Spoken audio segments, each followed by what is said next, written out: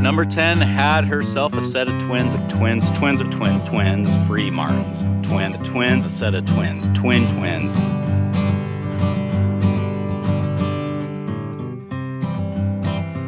Let's run out to the pasture and see what else has happened over the last week.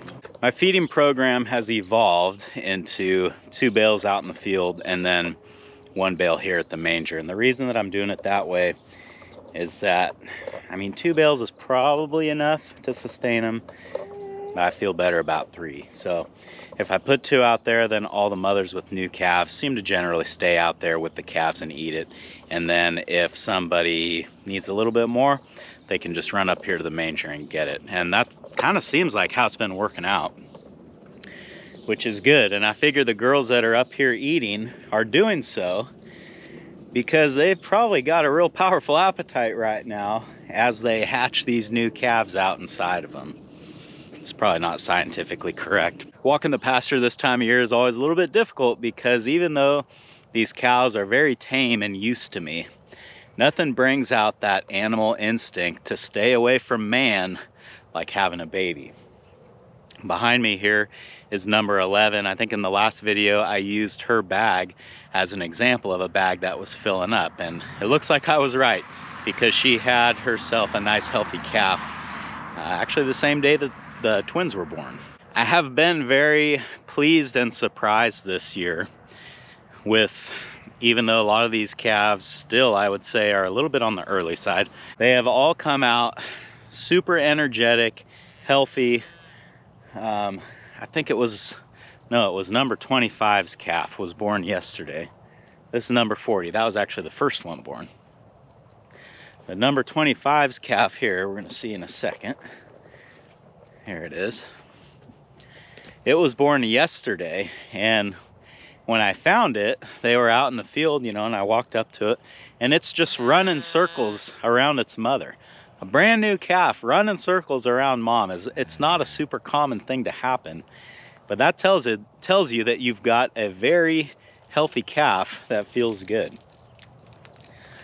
Part of that is, you know, adequate nutrition. I think another big part of it is my mineral program, which I know I talk about a lot, but it's because I'm really seeing results. I'm seeing the things that I hoped I would see, but was a little bit skeptical about whether or not I would see. Getting the cows to cycle sooner is great, but having these healthy calves that hit the ground and feel good enough to run around like that, I mean, that is just awesome. If you're interested in getting some Redmond mineral blocks for your cattle, there's a link to their website in the description below. So we now have 5 calves out here in the field and the 2 twins locked up, which makes 7 here at the home ranch. I've got 1 that I know of over at the winter pasture. We're gonna go over there next and check again because since I filmed him last week and showed him to you guys, I haven't seen him again. I kind of laugh about that, but it does get me a little bit worried that something might have happened to him. There's so many trees and brush over there that, you know, it can be easy to lose track of him. So I think he's probably fine. Haven't noticed mother distraught in any way like she has lost her calf. And usually they're pretty obvious about that. So let's jump in the side-by-side. We'll run up there, see if we can find the calf, even if I have to get out on foot and look for him, and see if we got any other new ones over there. Well, I hope those buzzards are just here for afterbirth. I mean, there's no dead calves, so that's gotta be it. But man, I get they have a purpose, but I don't like seeing them here. All right, let's go to the winter pasture.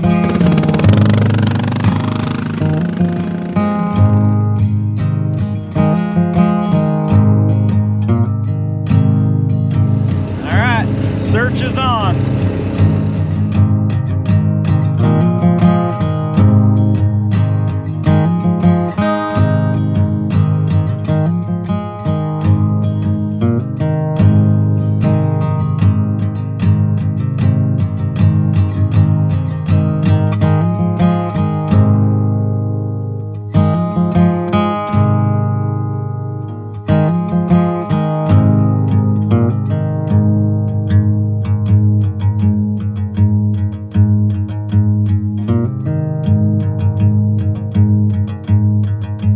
cattle are so spread out right now and kind of back here in the what my grandpa used to refer to as the jungle, that it's really difficult to count them. I might walk around on foot a little bit to see if I can get a better number. I am either consistently missing one or we've got one hiding. So this is kind of what I've touched on before. If I come through here and I count and I know that I'm missing one that's not moving with the main herd, usually what that means is that she is off nesting somewhere, getting ready to go into labor, or already in labor, or possibly has had her calf already and she's still just sort of hiding out. Sometimes they won't rejoin the herd for a couple days. It just sort of depends on the cow. The good news is, who I did find is my calf that I haven't seen for a week. Looks like it's alive and well, so that's good. You're a good hider there, buddy. Not having seen the calf all week had me a little bit worried, but not too much. I mean, that is a bit uncommon. Usually I will see them, you know, up with the mother, but out here especially, you know, there's these wood piles, you got brush patches, trees, just terrain. There's all kinds of places for those little calves to hide, and that's, especially during that first week of life, that's what they do. And I don't know if the mothers kind of intend for that to happen, or if the calves just have an innate ability to know how to do that. But it is not uncommon for the calves to sort of hide out and really only get up to nurse. Now that the calf's a week old, though, I would think that probably won't be the case anymore. I think I'll probably start seeing that calf up and about, moving with the herd. We're kind of getting back here, back into the brush, and there's a little, I don't even know what you would call it, like a draw or what it is. We've got the new levee here that is pretty tall, and then we've got the old levee here next to it. And I'm not sure the story here. I might have to get with Max to get the scoop, but this old levee at some point washed out and they had to rebuild the new one, but you can still see remnants of the old one here. And it has made a perfect little pocket back here that makes a great hiding spot for cattle. And a lot of times when I can't find them, they're back here having a calf. I think we've had, over the years, I mean, I've lost count of how many cows have calved back in this little draw.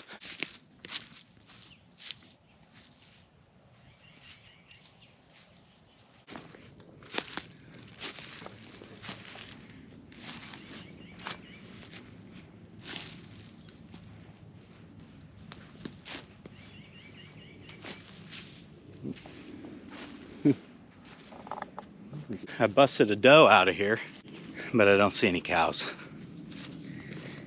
And I would think that if that doe was bedded down back here, that she probably wouldn't have done that if there were cows bedded down as well.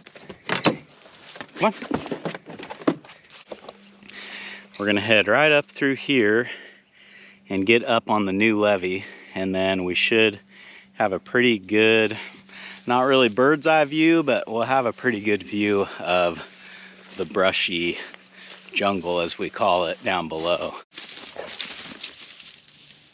So as we climb out of the pond here, I gotta start keeping my eyes open, and I want to make sure that Callie doesn't surprise. If there's a cow back here having a calf, she's not gonna like Callie too much, or me for that matter.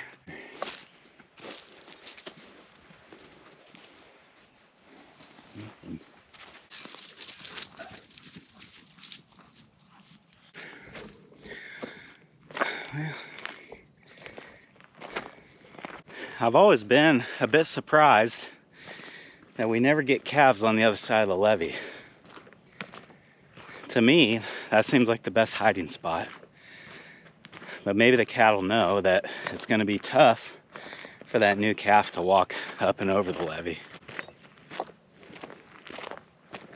Well, this is turning out to be very anticlimactic, and I'm thinking probably what happened is I was just missing one, but probably all 20 of them are back in there.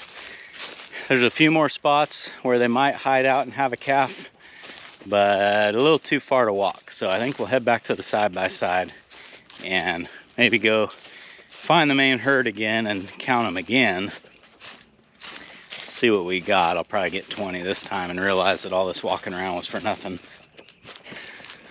I guess in the old days, if you didn't have a horse, this was how you check cows. We're awful spoiled nowadays.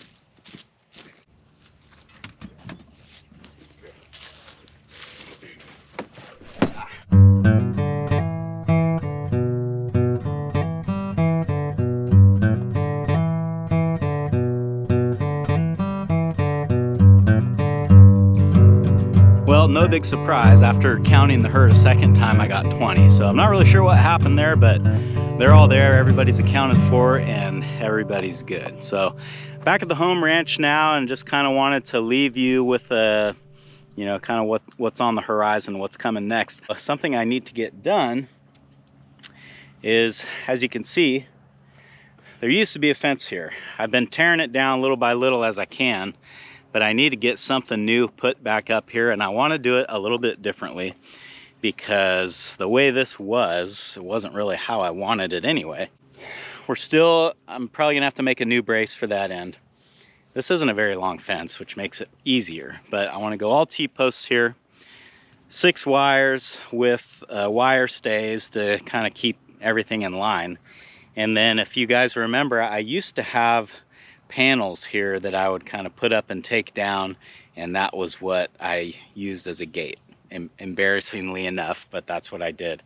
And that started as sort of a temporary thing. I wanted to be able to move between the little field and this back field, and as many temporary things do, it lasted a lot longer than it probably should have. So, but I'm kind of glad, because what I learned is that having the gate here where the irrigation water settles is not the place to have it, because as the cattle walk through there, it's often muddy and it just never dries up. A better place for a gateway is right here on the higher ground where it doesn't get wet and muddy. So what my plan is to build a permanent gate here with steel posts. We'll make a new gate that'll fit here just how we want it, have a nice latch and all that good stuff. And then I think I'm gonna have to do something right by this water trough too, because what I've noticed is that a lot of cows reach their head through the wire and drink out of this thing. I'm not really sure why they do that, because they have a water trough in there, but it happens. So we need to kind of prevent that, because that really screws the wire up on this fence and weakens it. So before I can do any of this, I need to get in the shop and start prefabbing some of the iron structures that we're going to need. This is mostly going to be the latch for the gate and the gate itself. I think the hoop I'll probably have to build in place. That's pretty typical, but the gate and the latch and the hinge for the gate, which, you know, none of that really sounds like a huge deal, but getting that stuff built correctly, and then where it's easy to build in the field, or to finish in the field, I should say, is kind of a big deal. So I want to show you guys how I do that, because I've tried several different designs over the years, and I think I finally settled on one that I like and that seems to work good. But that will all be coming on a video in the future. I'm not sure if it's going to be the next one or the one after that. Until then, thanks for hanging out with me today, guys, and I hope I'll see you again on Farmer Tyler Ranch.